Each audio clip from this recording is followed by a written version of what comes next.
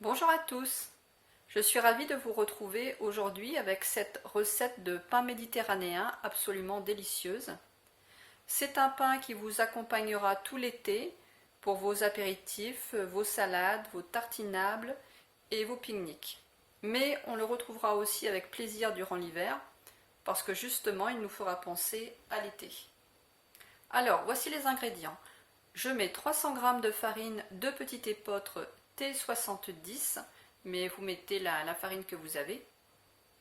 Un sachet de 5 g de levure boulangère, un œuf, une cuillère à café de sel et 150 ml d'eau. Je rajoute aussi 4 gousses d'ail, une échalote, 10 olives noires. Alors des olives noires parce que les olives vertes, ce sont des olives qui ne sont pas mûres. 40 g de tomates séchées que j'ai fait réhydrater, comme vous le voyez ici, hop, dans le pot. Une branche de thym. Et habituellement, je mets aussi du persil, mais sauf que là, je n'en ai pas. Donc, tant pis pour cette fois-ci. J'ai mis la farine dans un grand saladier. Je rajoute donc une cuillère à café de sel. Et je remue bien. Ensuite, je rajoute l'œuf. Je viens remuer aussi. J'ai fait très légèrement tiédir l'eau à la bouilloire. Donc très légèrement. Pour ceux qui n'ont pas l'habitude, il ne faut pas faire chauffer trop l'eau parce qu'autrement ça va détruire la levure après.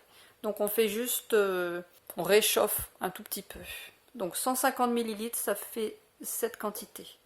Donc je viens verser ma levure boulangère dedans et je me remue bien.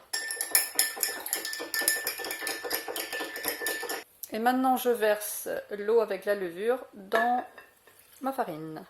Alors maintenant on va bien mélanger tout ça. Pour cela j'utilise le vieux batteur que j'ai mais qui fonctionne toujours très bien, donc tant qu'il marche je l'utilise. Vous pouvez, si vous n'avez pas de batteur, vous pouvez le faire à la main aussi, vous pouvez mélanger à la main. Autrement vous utilisez les appareils, les robots que vous avez.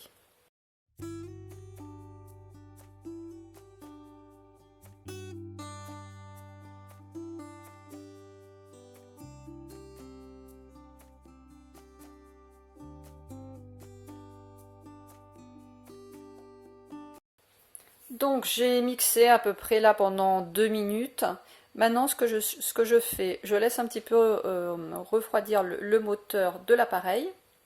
Et pendant ce temps-là, je suis en train de préparer le reste des ingrédients. Alors j'ai égoutter les tomates séchées. Je ne vais pas mettre l'eau.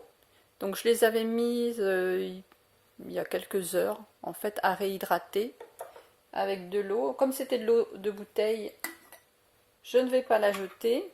Donc voilà, je vais la garder, je la mets dans un bocal, je vais la mettre au congélateur, je m'en servirai peut-être dans un bouillon, une petite soupe. Donc l'eau part au congélateur. Donc comme je vous le disais, j'ai égoutter les tomates séchées et là je viens de dénoyauter les olives puisque mes olives, il y avait des noyaux dedans. Donc faites attention, si vous avez des olives déjà dénoyautées, c'est très bien, mais s'il y a des noyaux, il faut les enlever. Et j'ai épluché aussi l'ail et les échalotes. Donc maintenant je vais mettre ces petits ingrédients là, je vais les mettre dans mon petit robot. Alors si vous avez du persil, vous pouvez en rajouter. Donc on va hacher tout ça grossièrement.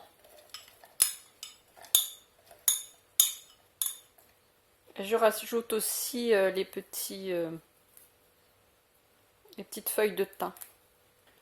Voilà, j'ai fini d'effeuiller le thym. Donc ce que l'on met, c'est vraiment les petites feuilles et non pas les petits morceaux de bois. Donc je mets tout ça dans le robot et je vais mixer tout ça grossièrement.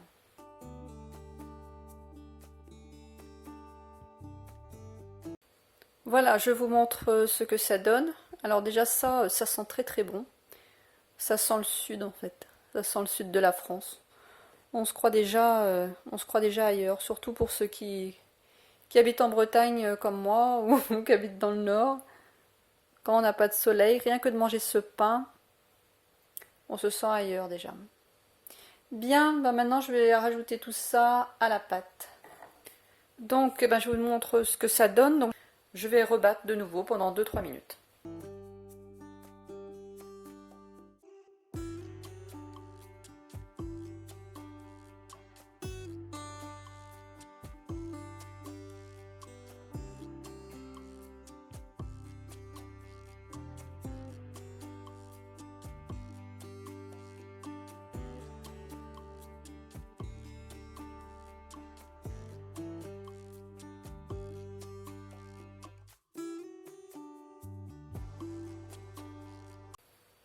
Voilà, j'ai bien remixé pendant 2 minutes. Maintenant, les ingrédients sont tous bien mélangés.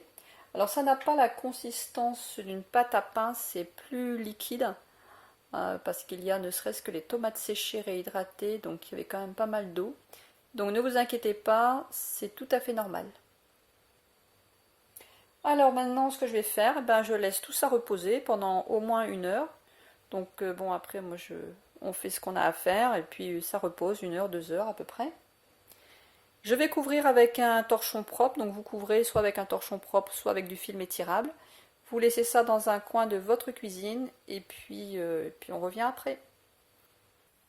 Alors, ça doit faire à peu près 1 heure et demie, je pense. J'ai pas trop regardé l'heure. Que je l'ai laissé, ouais, ça fait à peu près 1 heure et demie que je l'ai laissé monter. Donc, bah, il est bien. Il a bien monté. Alors après, tout dépend, toujours pareil, de la température de la pièce, de la température du moment. Si c'est l'été, si c'est l'hiver, enfin, ce qui est bien, c'est de le laisser à une source de chaleur. C'est plus facile pour que ça monte.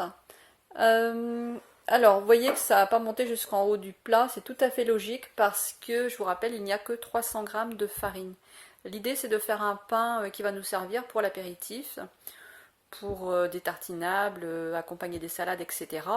Donc c'est pas le gros pain avec 500 g de farine, hein. Donc là, il a bien monté, c'est parfait.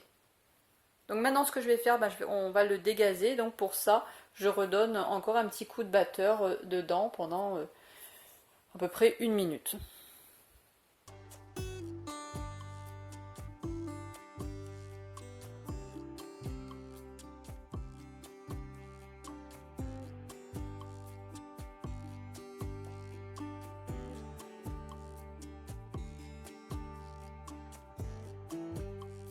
Alors, j'ai chemisé un moule à cake en verre.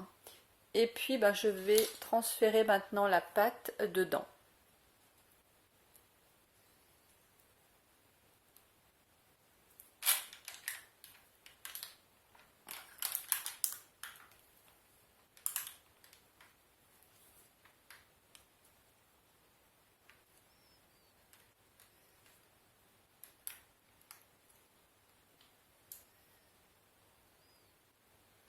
Donc je vous montre ce que ça donne de près. Avec une cuillère, j'égalise bien jusque dans les angles, de manière à ce que la pâte se répartisse bien. Et maintenant je vais le laisser de nouveau monter pendant 1 heure. Et puis après je vais le mettre dans le four. Donc écoutez, je vais le couvrir de nouveau avec un torchon propre. Et puis dans 1 heure je vais vous montrer ce que ça donne. Et puis après je vais le mettre à cuire. Alors, je l'ai laissé près d'une source de chaleur pendant plus d'1 heure, ça doit faire à peu près 1 heure, 1 quart. Donc n'hésitez pas à mettre vos pains, vos brioches près d'une source de chaleur. C'est vrai qu'il faut, voilà, il faut qu'il fasse chaud quand on fait du pain ou des brioches. Donc, il a bien monté. Donc maintenant, je vais le mettre dans le four à 180 degrés pendant 30 minutes.